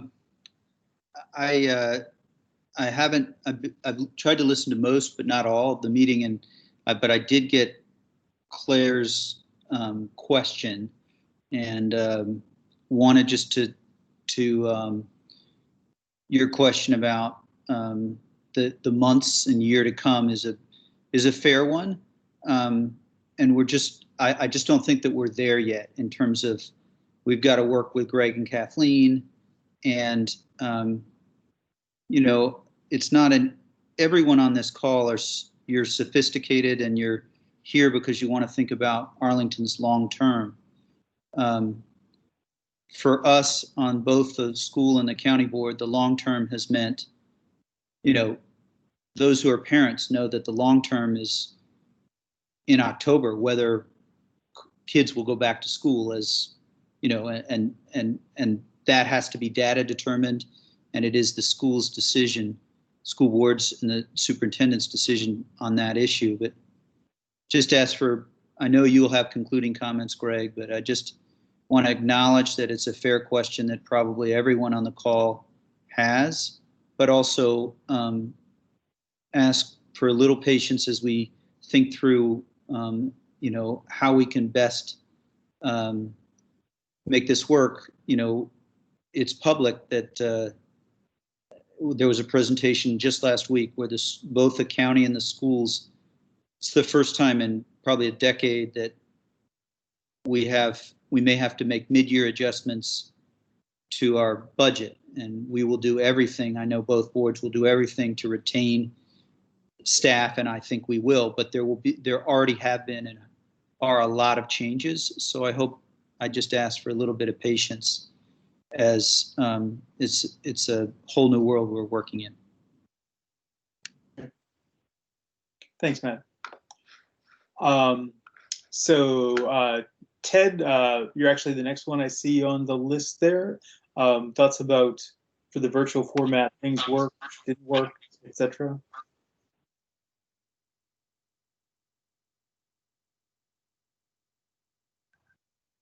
Are you on mute, Ted? I didn't. I just got it here. I agree. I enjoyed getting back together. It's good to have the discussion, and I think overall it went real well for the first time doing it. So. Good. Well, good to see you again. Eric, you're the next one I see on the list here. Yeah, just a couple of thoughts. One, I guess this is the first meeting I've been in where we've been encouraged to keep our video off most of the time. I don't know that added anything to it. I think it'd be worth trying to see. I think seeing people can be helpful, and so I think it'd be worth trying with people having their videos on would be one thought. And the other is, without being in person, to have handouts. I think it's important. It'd be great if we could get any PowerPoints or the like in advance, especially if someone's trying to take it from their phone, for example. It can be useful to not have to juggle a small screen trying to read a presentation. So getting any documents, including presentations, that can be shared even an hour before the meeting would be helpful. Thanks. Good. Thanks. Next up, I see Kathleen. I've probably spoken enough tonight, so I'm going to pass. Alrighty. Rodney, I see, looks like you got home. I did. Sorry I couldn't join earlier. I have evening events on Wednesday. Sorry. I think the meeting went well. And as everyone mentioned, we're all kind of adept at doing these video chats over the last 7 months. I don't know. I'm looking at the functionality that I see on my screen. I don't see the same functionality that I've seen using for other county Microsoft Team meetings.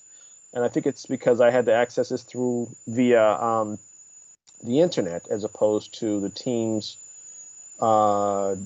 application that I have on my computer. So I don't know if that's an issue of how they sent the meeting request out. But if possible, I think we should send out a meeting request next time with the Teams link in there. and that may facilitate us seeing more functionality with Teams. But worked well for me. All righty. Thank you. Thank you. Next up on the list is Stacy. Hello. I thought the meeting went well. It was great to see everybody. Great to get back together and get back to work. I agree with what Christina said, that like dialogue discussion is really helpful, and that's where I think a lot of ideas come out. So anything to encourage that. I know it's not easy to do that in a packed agenda or even virtually, but I do think it's I agreed with that idea. Okay, well, thanks. Steve?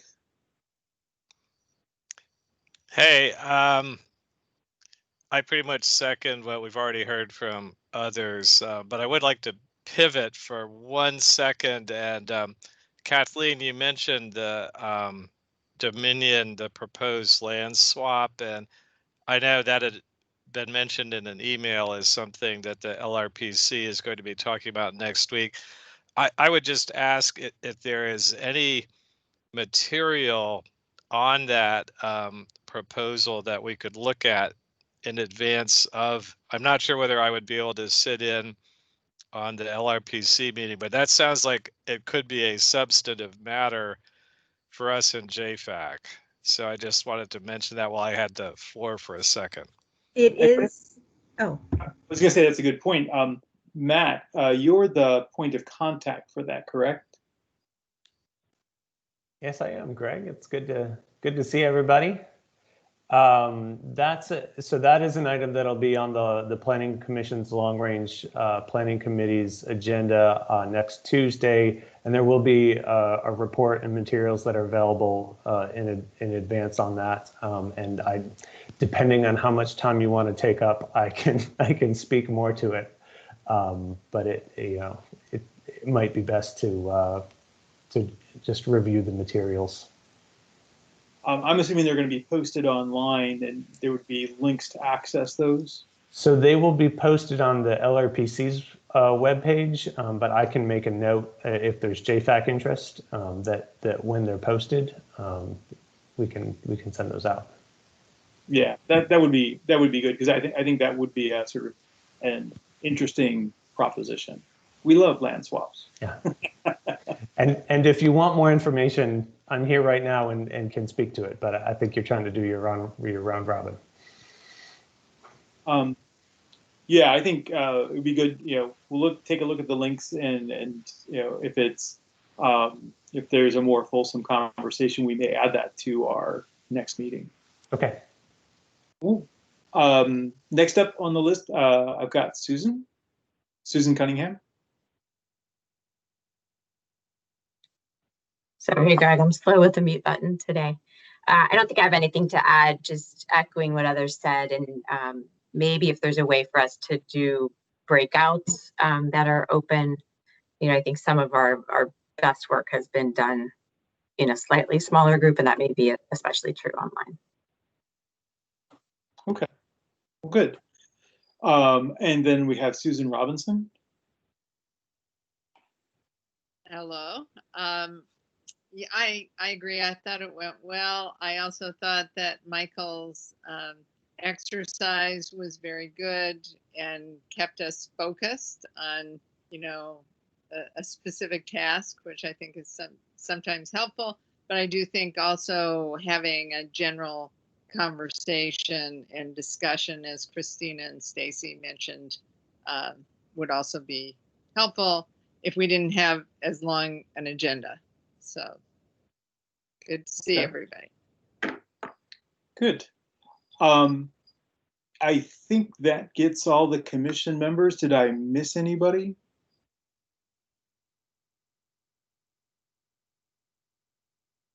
Okay. And then to follow up a bit, Claire was talking about, well, what are the next steps? What does it look like for working on the public facilities plan? And as Matt indicated, Kathleen and I have had lots of conversations with our board liaisons about, the outline, which you all have seen, ideas for moving forward. And I would say probably the biggest challenge today, truly is COVID and resources. We had limited resources for planning to begin with, and the COVID situation isn't going to improve the resources or the budget. So the ideas that we're discussing back and forth really are ideas around, if we don't have the staff resources to work on a plan, or consulting resources to work on a plan, with Jfac, how much can we turn to the commission members for, becoming contributors, and then for our limited staff resources, use, that more in a, review or subject matter expert type of role. And so that's a little bit different from how, commissions, work in general, and how, we've worked specifically in the past. So, lots of things to hash through there. But generally, the goal would be to, firm up our outline, our scope, and our framework, so that in 2021, we can actually work on drafting the plan and building a plan, which would ultimately be something that we would have then out for, reviews with other commissions or public engagement in 2022. So the beauty of the fact that we have a long range view or a long range target means that we don't have to rush building the plan.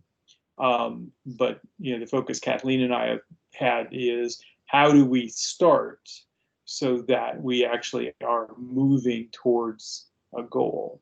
So that's sort of generally where we're at. And Kathleen or Matt Ladd or Robert, I don't know if there's anything else you'd want to add with the discussion so far.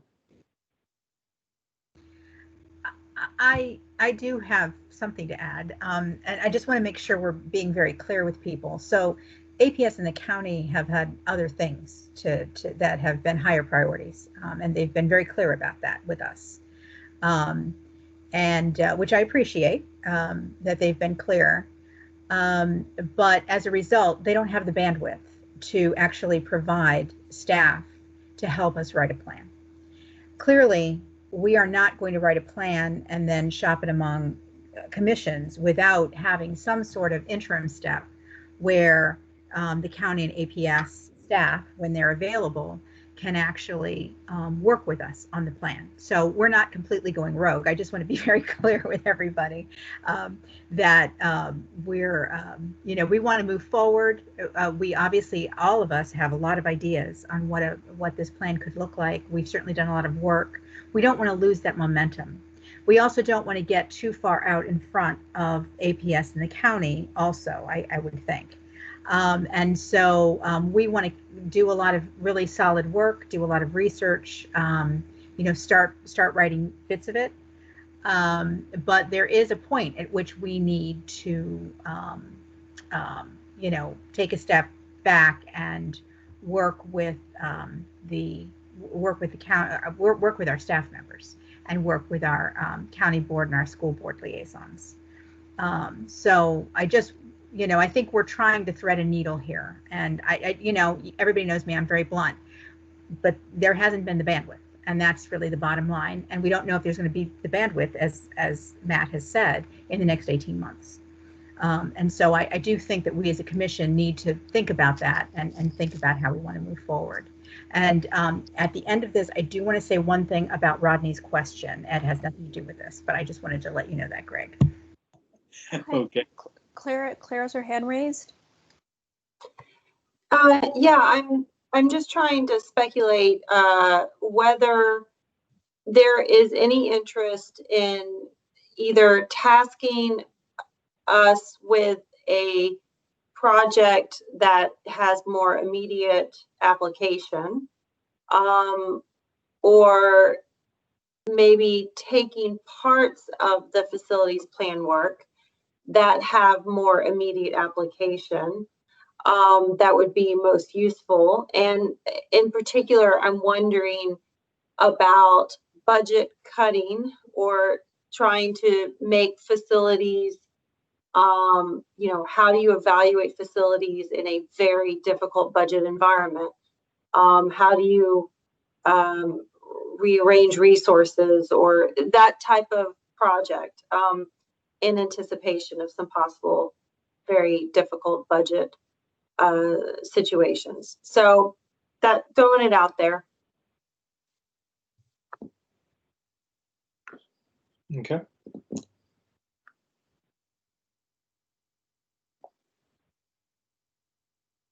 Hey, Matt. I mean, I think Kathleen and Claire, you both raised really helpful questions, and I think that's the benefit of Jfac. Most everybody has been on other commissions and has a nuanced, flexible, and thoughtful approach, and also is committed to measurable benefits for our community. So the spirit of the last two comments, and I think it captures so many of you I know, you know, we want to be useful, and we're grappling with just the changed realities and the tight resources on staffing, because you can, I think everybody here can imagine that it is a pretty high calling for each of us on both boards to seek to avoid, you know, to really conserve resources. We've done away with all raises this year. So that's an example, but just grateful for the last two comments, and it gives us some work to engage with Robert and APS staff, but also with Matt and the deputy and the county manager as we sort of work with Kathleen and Greg and you all to find a right path forward. One other thing I wanted to add there, because there's several folks had made points about virtual meetings, and I appreciate the fact that your comments have echoed, you know, comments that a number of commission chairs had made, because, you know, early on in the pandemic, the first take on how to organize virtual meetings was pretty burdensome. And many of us, you know, including people in this room, are working virtually, are doing Zoom and team meetings all of the time. And it was perplexing why it seemed so hard for commissions to meet virtually. I think clearer heads ultimately prevailed. So the process here for commission meetings isn't so different from the process we're working, you know, day by day in our day jobs. So that was heartening to see, and I was glad we had that breakthrough. Also, I see a hand up, Susan Robinson.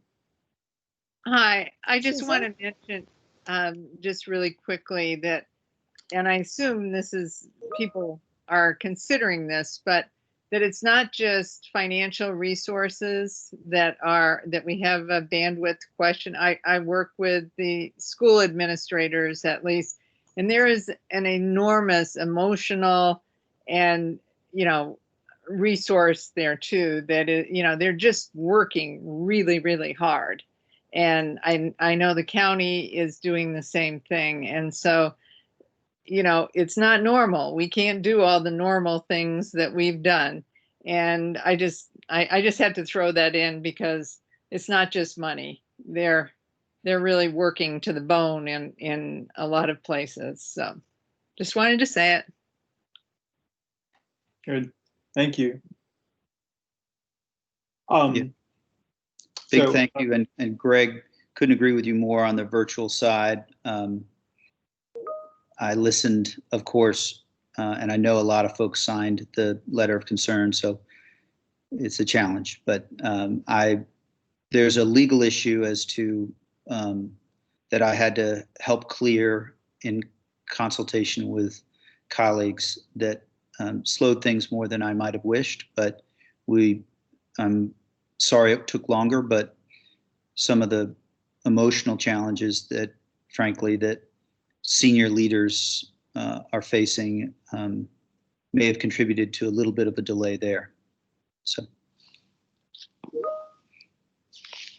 Good. Well, I would say, Matt, Tanya, Takis, any closing words or thoughts before we wrap up?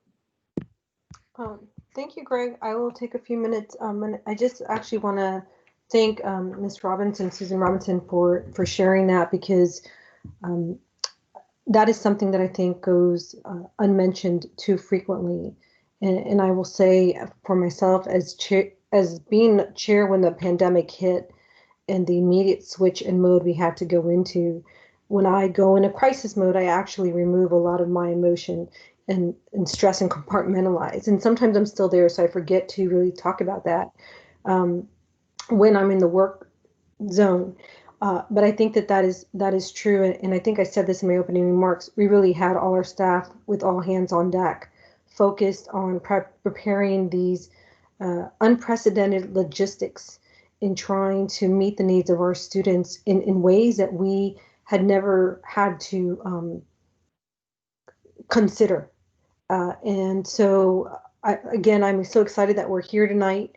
I think the questions were great. I am excited about the PFAC work and excited about Jfac's ability to do, the long-term work that they've always been charged to do, right? I'm very passionate about this. I was on the community facility study, and this was one of the things that came about that I was very excited about. So that's a very important conversation, and I know that our staff will do what they can, but I think, I don't know if it was Matt or Susan or both of them saying, we are under constraint, and we're still in this pandemic. We're still operating under these unprecedented and very significant operations that are not normal. But we have amazing staff really making it seem easy, and I will tell you that it isn't. So thank you all again for jumping on the meeting tonight, the great questions and the great thinking. And I think some of the best things we can do in a crisis or situations of dire stress is the things that we can keep moving normally, keep moving those normally, even if they're small, because it's what helps us stay through to the recovery. And then when we come out on the other end, we are like, wow, we still did work. We still accomplished something. And I think the people in this committee are really capable of that. So I'm excited to be the liaison. And actually will be sad when I roll off. But after I'm trying to take a break. And after that break, Kathleen and Greg, if you have any openings, I may be considering joining Jfac as a community member. So we'll see. But thank you for letting me speak tonight. Awesome. Takis? I don't have too much to add to what Matt and Tanya and others have said already. I'm just excited that we're back to this normal. At least it took. I understood. I had to live through this and experience it myself. How much of a change county staff had to digest and to pivot in ways that are truly remarkable. And I believe that after quite some time, we'll have the time to even revisit these changes that the organization has had to go through. One thing shines through, though. There is commitment to find solutions and to plan properly and to absorb the input and the feedback. And I believe that right now we are in a new normal, which means that what we are doing right now is part of it, and it will only be better as we go. I'm pretty sure that there is no doubt about that, and I believe also that the leadership, both on the APS side and on the county side, is also committed to do that. So yeah, I'm really excited about the journey that comes. last but not least, the pandemic has shown us completely new dimensions of Arlington, of its society, of its inequities, of its discrepancies, of issues. I personally understand many things, like, for example, how important parks are right now, with different validities and different foci. And that's maybe one of the positive part of the pandemic, that it made so many things tangible and obvious to more citizens than ever. So thank you again for all this effort. Great. Well, thank you, all three of you, and I really appreciate that you've invested the time tonight, and that you continue to invest the time working for Jfac with your colleagues. Kathleen, I think you had one other thing that you wanted to bring up before we wrap up. It's actually in the notes. I actually just typed it out. There's a county. The reason we can't share information via Teams, I think, is because the county attorney believes that it is coming too close to having a conversation, and we're subject to public meetings. So if you're interested in the whole explanation, it's in the comments. And I just wanted to say thank you so much to staff also. We know this isn't easy, and so thank you, Michael and Sarah and John and Matt and Robert, and I think I got everybody, and Michelle for joining us. And so thank you very much for your support over these last several months and into the future. Well, and I would say thank you, Sarah, for facilitating tonight. So this is, you helped make our first virtual meeting much more smooth. All right, well, with that, I'll call us adjourned. So thank you, everyone, for participating in our very first virtual meeting. Expect that there will be more to come. So have a good evening. Thank you. Thanks, Greg. Bye, everyone.